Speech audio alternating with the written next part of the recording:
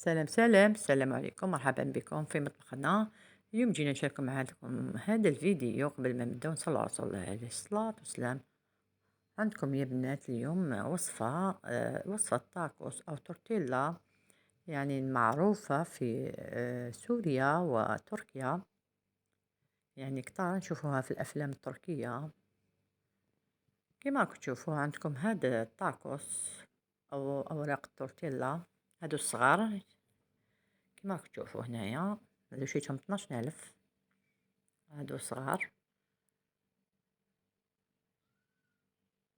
عندكم هنا فيونداشي اللحم المفروم، نديروا لهم ملح، عندكم نديروا لهم التوابل، راس الحانوت اللي عندكم في الكحل كما راكم تشوفوا، ونبداو نلصقوهم في التورتيلا.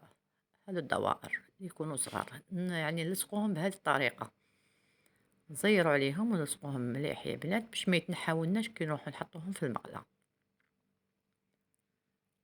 بهذه الطريقة يا بنات،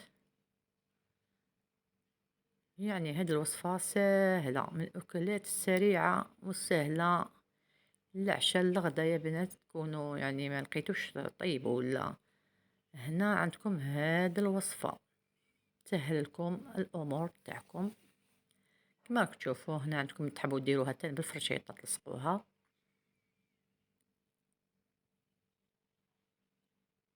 وكذا خفيفة يا البنات، جربوها ما راحش تندموا عليها. كما راكم تشوفوا هنا يا بنات، هنا عندي 8 حبات جاوني في هذاك الساشي هذاك. كما راكم تشوفوا هنا يا بنات، ويعني بجهة حطيت بصلة رحيتها مع حبة في اللحلو، وزيت حطيتها مع اللحم مرحي مفروم، وزيت حطيتها في التورتيلا أو التاكوس. تعطيكم بنة يا بنات.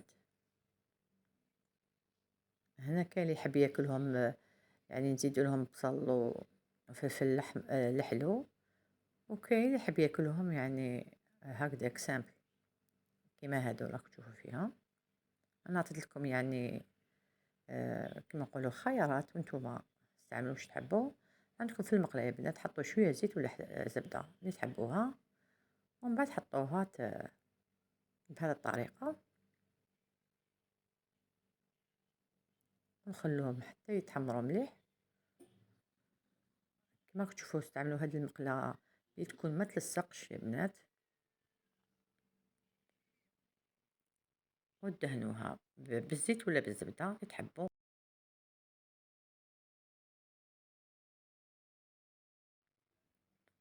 خلوها تشد شويه ويطيب هذاك اللحم، ومن بعد قلبوه كما راكم تشوفوا في هاد المقلة.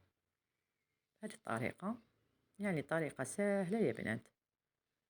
هنا أنا درت تاني بالزبدة حتى نكملو الحبات يا بنات. كما راكم تشوفوا هنايا راني نستعمل سباتول ولا تستعملوا هذيك يعني باش نحو. كما راكم تشوفوا هنايا أنا يعني وريت لكم بهذه المغرفة تاع هنا، ونقلبوه بهذه الطريقة. هنا تاني يا بنات جبت لكم شوية يعني فرماج مبشور رابي، فوماج رابي. هنا يعني من الأحسن ما تستعملوهاش، حطوه في الفرن ولا حبيتو، لأنه الفرماج كما تعرفوا يلصق.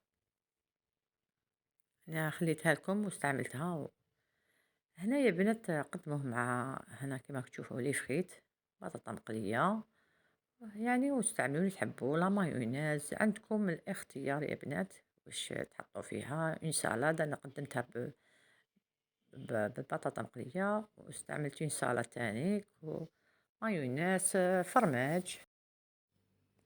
نلحق في هذه المرحله تاع الفيديو نقول لكم ما تنسوناش في التعليقات،